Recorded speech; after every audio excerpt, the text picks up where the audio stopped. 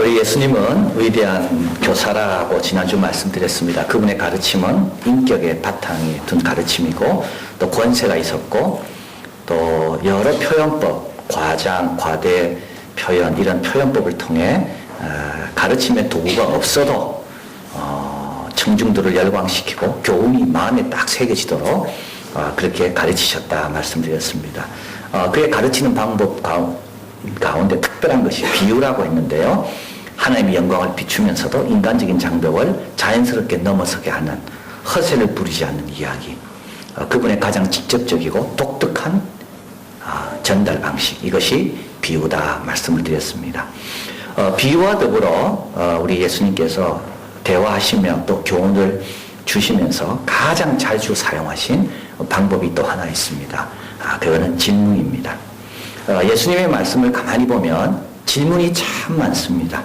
우리 예수님께서 처음 말씀을 많이 하셨겠지만 하신 말씀이 처음으로 성경에 기록된 것이 12살 때 하신 말씀입니다. 근데 이 말씀은 질문입니다. 부모가 예수님을 찾았잖아요. 이때 예수님께서 부모님을 향해 어찌하여 나를 찾으십니까? 질문이죠. 내가 아버지 집에 있어야 될 줄 모르셨나이까? 성경에 기록된 예수님의 첫 번째 말씀은 질문입니다. 또 이제 요한복음이 사복음서 가운데 제일 마지막에 적혀졌는데요. 이 요한복음 제일 끝에 21장에 가보면 예수님께서 또 하신 말씀, 마지막 부분에도 예수님이 하신 말씀은 또 질문입니다. 얘들아 너희에게 먹을 것이 있느냐? 그리고 베드로에게 네가 나를 사랑하느냐? 질문입니다. 로이 비 주크는 예수님의 티칭 스타일에서 예수님께서 질문을 몇 개나 도대체 하셨을까? 반복되는 거 다 빼고 자세히 알려봤어요. 225개나 되는 겁니다. 그리고 반복되는 것까지 다 쳐서 사복음서에 나오는 예수님의 질문은 총 305개나 됩니다. 내용이나 사실을 상기시키기 위해서 하신 질문이 있죠. 네 이름이 뭐냐? 너에게 떡이 몇 개나 있느냐? 또 대화를 증진시키기 위해서 하신 질문이 있습니다. 너희가 길 가면서 주고받는 이야기가 뭐냐? 진리를 깨닫도록 하는 질문이 있습니다. 너희 중에 염려함으로 그 길을 한 자나 더하게 할 수 있느냐? 너희 중에 누가 아들이 떡을 달라면 돌을 주고 생선을 달라면 뱀을 줄 사람이 있느냐?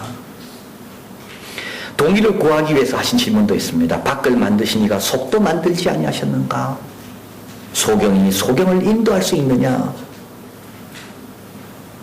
동의를 구하는 거죠. 진리를 적용하기 위해서 또 질문하십니다. 네 의견에는 이 세 사람 중에 누가 강도 만난 자의 이웃이 되겠느냐? 예수님의 질문은요, 우리를 당혹하게 하거나 우리의 모르는 걸 지적하기 위해서 하신 질문이 아닙니다.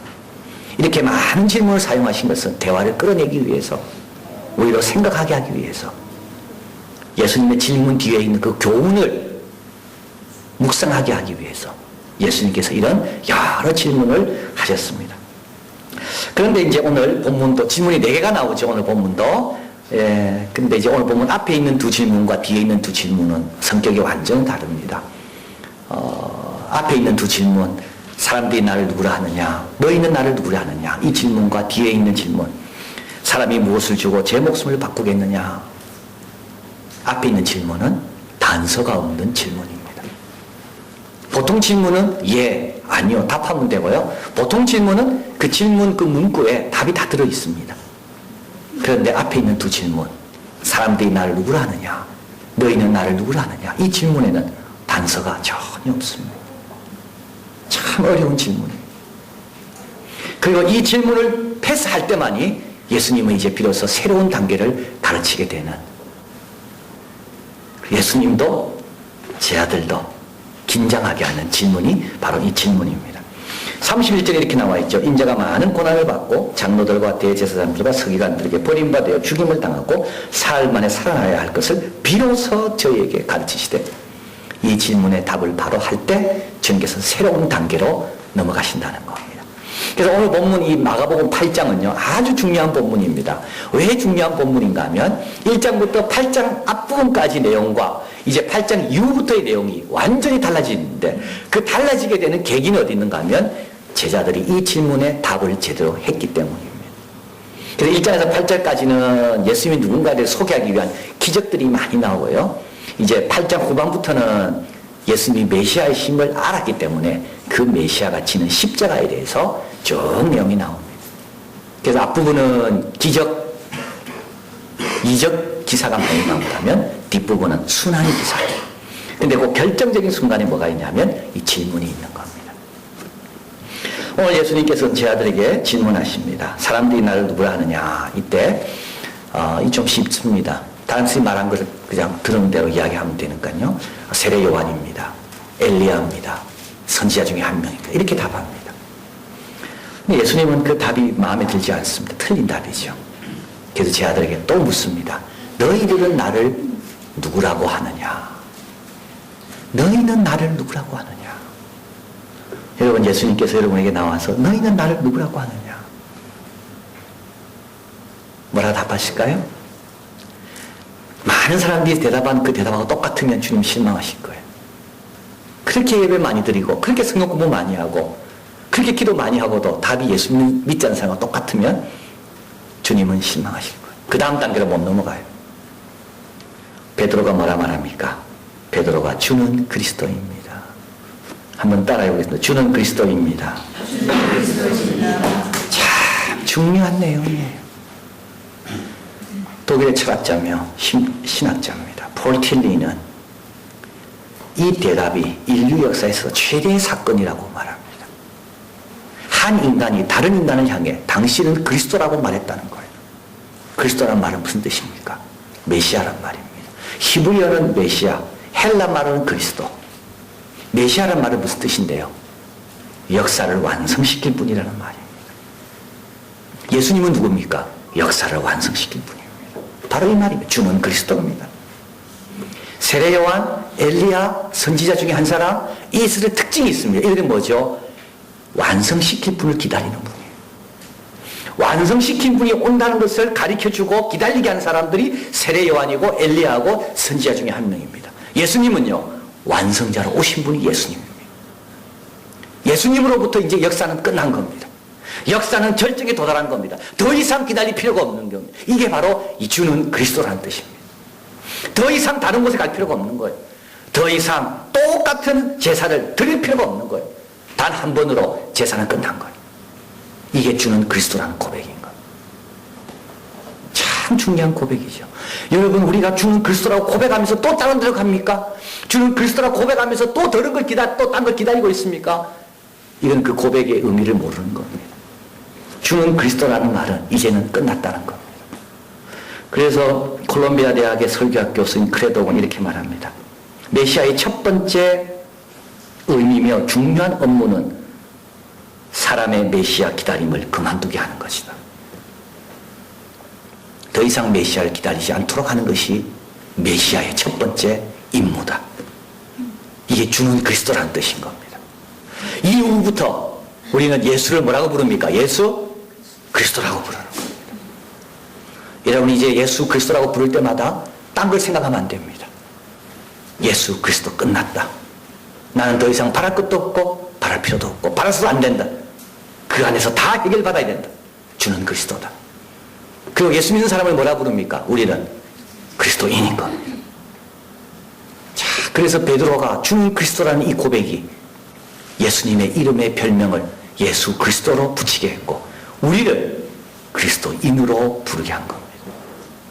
그래서 주는 그리스도입니다라는 이 고백은 인류 역사에 있어서 최고의 사건이다. 한 인간이 다른 인간을 향해 그리스도라고 고백하고 이후부터는 모든 사람은 예수 그리스도, 우리는 그리스도인, 이렇게 바뀐 겁니다. 자, 그런데 이 메시아, 역사의 절정, 이분은 우리가 생각한 메시아와 많은 면에서 다르다는 것을 알려 주십니다. 로마로부터 해방할지 아냐가 아니라 인류의 죄를 해결할 자, 병을 고치는 치유자가 아니라 사망을 해결하는 구원자. 그래서 이 메시아는 십자가를 지고 죽으시는 겁니다. 여러분, 이 메시아에 적응한다는 것은 절대 쉽지 않습니다. 왜냐하면 이 크레독 목사님의 표현에 의하면 메시아가 오기 전에는요, 사람들이 나름대로 생각한 메시아를 그렸다고요. 그래서 메시아가 오실 거라는 설교는 인기가 많대요. 왜냐하면 내가 온갖 원하는 걸 그분에게 다 투영시킬 수 있으니까. 부조리를 볼 때마다 이 부조리를 해결할 분이 나타나겠구나라고 다 그분에게 투영시킬 수 있으니까. 그런데 메시아가 왔다는 설교는 인기가 없대요. 왜냐하면 더 이상 투영시킬 수가 없으니까. 내가 그분에게 적응해야 되니까. 참 이게 중요한 문제입니다. 더 이상 내 생각대로 메시아를 꿈꿀 수 있는 시대는 지나갔고 이제는 어떤 시대가 왔는가 하면 그분에게 내가 맞춰야 되는 시대가 바뀐 겁니다.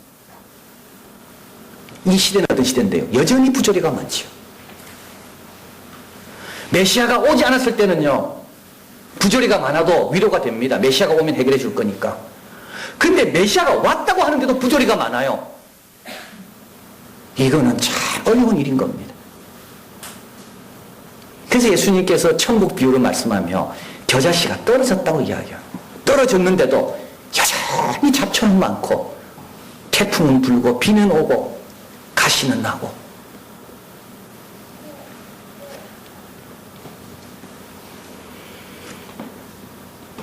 베드로가 예수를 붙들고 가납니다. 이 가난다는 말은 조용히 불러서 책망하는 걸 말합니다. 예수님께서 마귀를 책망하실 때 이 가난다는 말입니다. 이 가난다는 말은 조용히 권면한다 이 뜻이 아니고요. 꾸짖는다는 걸 말하는 겁니다. 베드로는 예수님께 적응해야 되는데 오히려 자기가 생각한 이상적인 메시아가 예수님이 가시고자 하는 십자가와 안 맞으니까 예수님을 책망하는 거예요. 이때 예수님 뭐라 말씀합니까? 사단아 내 뒤로 물러가라. 예수님은 사탄이 유혹할 때 사탄아 물러가라 했습니다. 그러나 이번에는 베드로를 향해서 뭐라 이야기하죠? 사단아 어디로요? 베드로 뒤입니까? 예수님 뒤입니까? 내 뒤로, 예수님 뒤로. 너의 위치는 내 앞이 아니라 내 뒤라는 말입니다. 꼭 기억하십시오. 우리의 위치는 예수님 앞이 아니라 예수님 뒤입니다. 예수님을 따라가는 게 우리 자리지 예수님 앞에서 우리가 선택하는 게 우리 자리가 아니라는 거예요. 사단아 너는 내 뒤로 가라. 내 뒤가 네 자리다. 그러면서 예수님께서 어떻게 나에게 적응하는가? 어떻게 오신 메시아에게 너희들이 적응할 수 있는가? 그걸 말씀하는 겁니다. 그게 오늘 34절에 나와요. 같이 읽습니다. 무리와 제 아들을 불러 이르시되 아무든지 나를 따라오려거든 자기를 부인하고 자기 십자가를 지고 나를 쫓을 것이니라. 여기에 참 중요한 게 따른다는 말입니다. 여러분 남과 함께 동행하려면요 자기 부인 없이는 절대 동행할 수 없습니다. 언제 갈라지고 헤어집니까? 자기 부인이 안 될 때 헤어지는 거예요.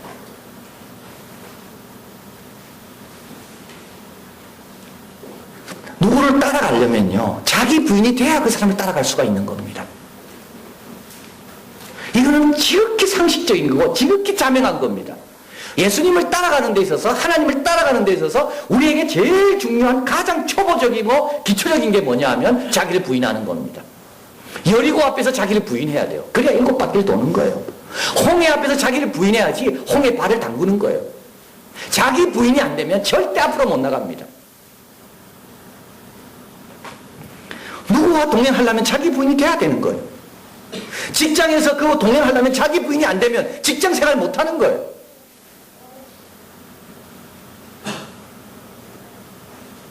매튜 헨리는 말합니다. 그리스도의 학교에 입학하는 원칙이요. 입학한 다음에 첫 번째로 배워야 될 교훈은 뭐냐면 자기 부인이다.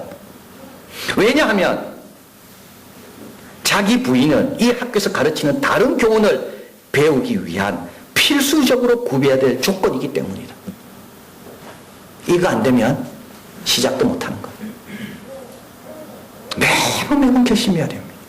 매번 자기를 쳐서 복종해야지 주님을 계속 따라가는 겁니다. 자기 부인은 자기 학대 아닙니다. 자기 재능을 무시하는 그런 게 아닙니다. 자기 학대 이건 뭡니까? 이 자기 부인 아닙니다. 자기 학대는 자기 생각대로 하는 게 자기 학대예요. 자기 부인은 자기 학대 아니에요. 자기 함부로 하는 게 절대 자기 부인이 아니에요. 자기를 부인하라는 말은 경험이나 지식을 너무 의지하지 말라는 겁니다. 자기 만족을 포기하거나 그분께 맡길 수 있는 게 자기 부인입니다. 자신의 목적을 언제든지 내려놓을 수 있는 것. 이게 자기 부인입니다. 주님과 동행하려면 자기 경험, 자기 지식, 이게 소중한 겁니다.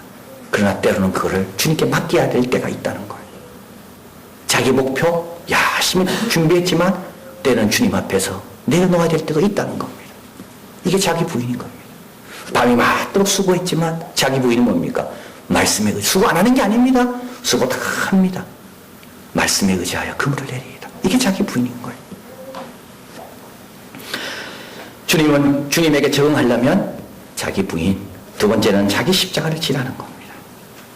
예수 믿는 것 때문에 당하는 어려움, 져야 될 십자가.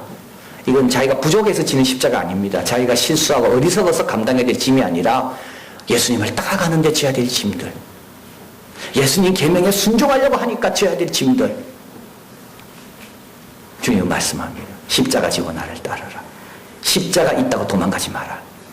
따르려고 하다가 십자가 계산해보고 십자가 생각나니까 물러서지 마라. 십자가 있더라도 지고 따라라.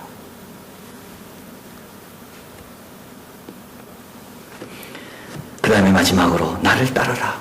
자, 이 또 중요한 말이에요. 계속 따르는 거. 십자가 있어도 지고 따르는 거고, 자기를 부인해야 되는 그런 아픔이 있고 힘든 것이 있어도 부인하면서 따르는 거고, 그리고 또 한 가지 따르다 보면 뭐가 되나요? 내 십자가는 더 이상 무겁지 않아집니다. 독일의 또 유명한 신학자입니다. 젊은 나이에 히틀러 암살에 연루돼서 히틀러가 자살하기 전에 총살형을 당한 참 훌륭한 신학자 본헤프. 그는 이렇게 말합니다. 만약에 우리가 예수님을 안다면 십자가의 아픔은 더 이상 알지 못할 것이다. 예수님을 따르려고 예수님을 자꾸 바라보면요, 내 십자가는 아무것도 아닌 것이 됩니다. 그럼 십자가가 가벼워진다는 거예요. 그래서 따를 수 있다는 거예요.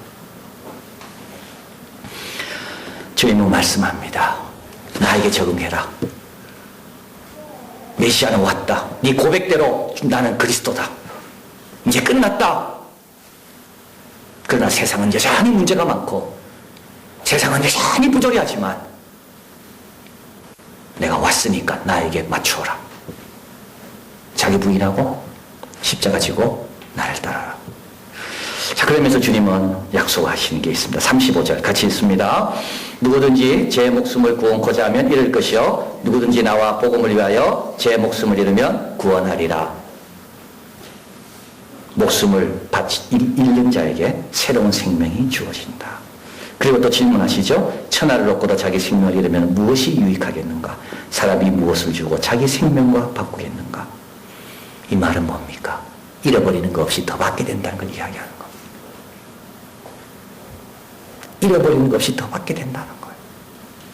천하를 얻는 것보다 더 큰 기쁨과 영광 가운데 살게 된다는 것을 이야기하는 거예요.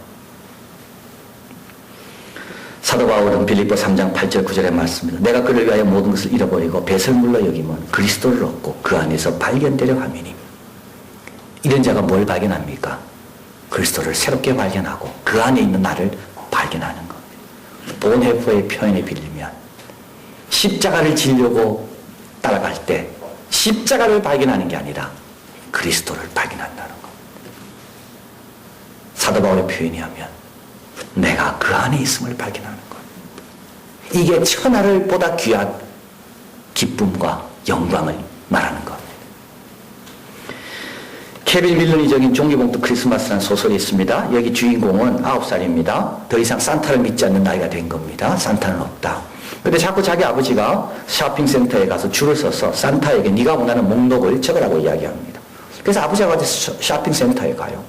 그래서 이제 산타가 앉아있는데 줄을 쭉 서서 기다립니다. 한참 기다렸는데 결국 점심시간이 되고 또 몇 시간 더 기다려야 되고, 근데 뒷면으로 돌아보니까 산타가 그 앞에 쉬고 있는 거예요. 그래서 산타를 만나요. 이 산타는 의사인데 자원봉사 나와 있는 거지. 다리가 없어요. 그래서 산타 무릎에 앉아보니까 정말 다리가 없는 거예요. 휠체어를 타고 봉사하는 의사며 자원봉사자. 그래서 자기가 쓴 목록을 쭉 산타에게 보여줍니다. 이때 산타가 이야기합니다. 너희들이 적은 모든 선물보다 더 좋은 선물을 갖고 싶지 않냐?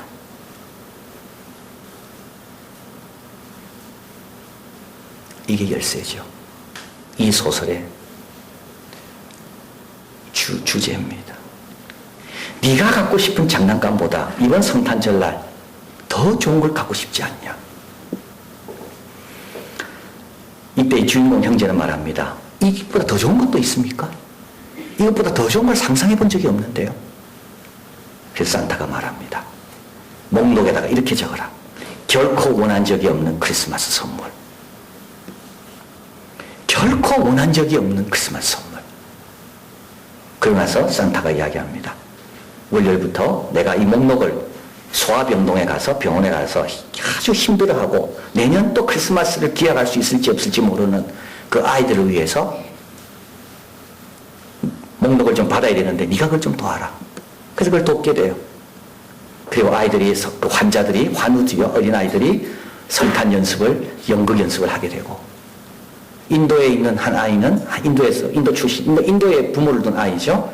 그 아이는 참 간이 안 좋은 아이인데, 성탄 자기도 하고 싶다고, 연극에, 동방목사를 하고 싶다고, 자기는 동쪽에서 왔기 때문에. 동방목사는 3명인데, 4명은 안 된다고. 그러니까 자기가 말하기를, 성경을 보니까, 선물이 3개지, 3사람이란 말이 없기 때문에 내가 들어가야 된다고. 그래서 걔가 들어와요. 우겨가지고. 근데 걔는 동방박사에게 선물을 안 가지고 와요. 그래서 그 연극을 감동하는 그 간호사가 막 얼굴이 편하지 않는 거죠.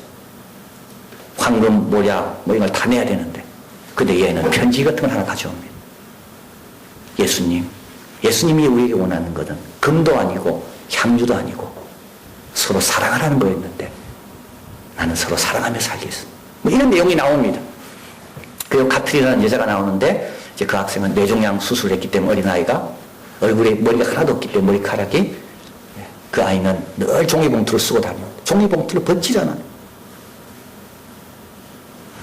근데 이 아이도 이 성탄 이 과정 가운데 마음이 다 열려서 예수님께 자기 종이봉투를 벗어서 그걸 주님께 드리는 거. 이 소설은 이렇게 끝나요. 그 종이봉투를 든 학생은 카트리나는 그 다음날 죽으면서 자기의 간을 동방박사 역을 했던 그 간 이식을 받아야 되는 그 아이에게 다 주고. 근데 이런 말이 나옵니다. 그날의 성탄의 선물은 1년을 따뜻하게 하는 선물이었구나. 장난감과 비교할 수 없는 선물. 여러분, 우리가 예수님한테 바라는 게 뭡니까? 장난감 이런 거지요. 성탄절날 아이들이 바라는 그런 거. 우리 좀 잘 살고 애들 좀 공부 잘하고. 근데 주님께서는 우리에게 그런 목록 말고 한 번도 원해본 적이 없는 목록. 나는 그걸 주고 싶다. 근데 그 목록 어떻게 이루어집니까?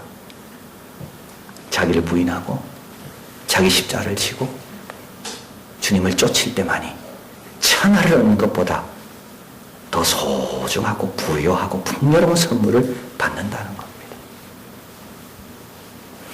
존 스토트 목사님은 그의 마지막 책이 제자도입니다. 이 마지막 책의 마지막 장은 죽음에 대한 장입니다. 그럼 88세 때 이 죽음에 대한 장을 마무리하면서 이렇게 이야기합니다. 나는 88세인데 내가 언제 죽을지 이제 나는 죽음을 생각하는 나이가 됐다. 그러면서 그는 이 말을 합니다. 우리는 같이 한번 읽어봅니다. 생명으로 인도하는 죽음을 너무 과소평가한다. 우리는 자기 부인을 너무 과소평가합니다. 우리는 자기 십자가를 지고 주님을 따라가는 걸 너무 과소평가합니다. 주님은 그걸 통해서 우리에게 천하보다 귀한 생명을, 그 풍성함을 주시려고 하는데 우리는 너무 과소평가해요. 오늘 주님은 베드로에게 말씀합니다. 주는 그리스도십니다. 대답 잘했다. 그럼 너 나에게 적응해. 내 뒤에서. 그리고 나를 따라오려면 자기 부인해야 되고 지 아들 십자가 져야 되고 그리고 나를 꾸준하게 따라야 돼. 자, 그리고 주님은 오늘 본문에서 마지막으로 주님이 질문으로 시작한 이제 오늘 본문이죠. 마지막으로 주님은 또 다른 질문을 준비하라고 말씀합니다. 이 말은 주님의 질문 말고 세상 사람들의 질문에 준비해라. 답할 것을. 이게 28절입니다. 누구든지 음란하고 죄 많은 세대에서 나와 내 말을 부끄러워하면 인자도 아버지의 영광으로 거룩한 천사들과 함께 올 때 그 사람을 부끄러워하리라. 무슨 말입니까? 사람들이 혹시 너에게 묻거든 그가 누구냐고 부끄러워하지 말고 분명하게 고백해라. 예수님에 대해서 다른 사람 앞에 분명하게 고백해라. 그는 완성자고 그분은 인류의 절정을 이룰 뿐이고 그분이 오므로 우리에게 천국이 시작된 그리스도라고 분명하게 고백해라. 사도 베드로는 3장 15절 오늘 주는 그리스도라고 고백한 우리에게 그가 우리에게 귀한 교훈을 방법을 가르쳐 주십니다. 같이 한번 읽습니다. 너희 마음에 그리스도를 주로 삼아 거룩하게 하고 너희 속에 있는 소망에 관한 이유를 묻는 자들에게 대답할 것을 항상 예비하되 온유와 두려움으로 하고 여기 그리스도란 말이 나오죠. 내 마음에 그리스도를 주로 삼아라. 마음을 거룩하게 해라. 그리고 소망을 그분께 두어라. 그리하면 세상을 향해 대답할 것을 예비하는 자들이 될 것이다. 이게 뭡니까? 이게 주님을 나를 부인하고 자기 십자가를 지고 주님을 따르는 첫걸음인 겁니다. 이것부터 먼저 돼야 되는 거예요. 세상 사람들이 질문에 답할 준비부터 분명하게 하고 있어야 되는 거예요. 그러면 주님께서 은혜 주실 것이고 은혜에서 은혜로 나가고 우리는 주님을 잘 따르는 자들이 될 줄 믿습니다. 기도하겠습니다.